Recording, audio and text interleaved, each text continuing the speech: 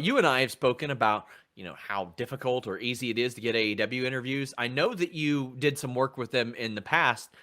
Did that affect your ability positively or negatively? It seemed like you had a pretty positive relationship with them for the few shows you did. Or I was it was one show or a couple shows? two shows, Okay. and then also like the Road 2, I did like a on their YouTube channel. Yeah. So I did 3 things with them, I guess.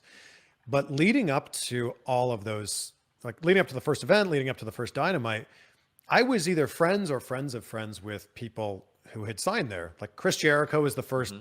AEW interview that I did, the infamous backseat of the car interview that I did with him. Yeah. And then Jericho had Tony Khan on his podcast. And I reached out to Jericho and said, actually, no, I tweeted that I wanted to interview Tony Khan and I tagged him. And Jericho retweeted it. So I messaged Jericho and I said, like, hey, thank you for the retweet, but like, do you think this is possible? And he's like, I don't know, I'll ask. Ended up getting an interview with Tony Khan, ended up getting an interview with Cody, who I'd interviewed before with WWE and Ring of Honor. So I was interviewing a lot of the people who were the big players in Yeah. AEW.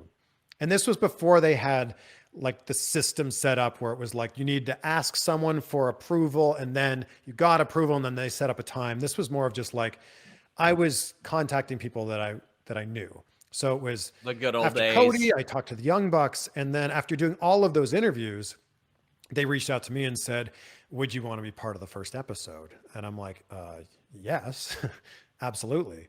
And I think that it was so cool, first of all, to be a tiny little minuscule part of that first episode of wrestling on TNT in almost 20 years. That was so cool to be able to do something with Kevin Smith and Jason Mewes. Yeah. And I thought that was it. Like they said, like, we just want you for this one show. Who knows what'll happen? That's kind of the way that wrestling works in general. And then they ended up calling me up a few weeks later and said, hey, can you be in Charleston, West Virginia tomorrow? And I'm like, yes, I can. And then did that really cool segment with the Rock and Roll Express. But I don't know if it helped or hurt or anything. I think that all AEW interviews, probably with the exception of Chris Jericho, have to go through the same channels to make this happen.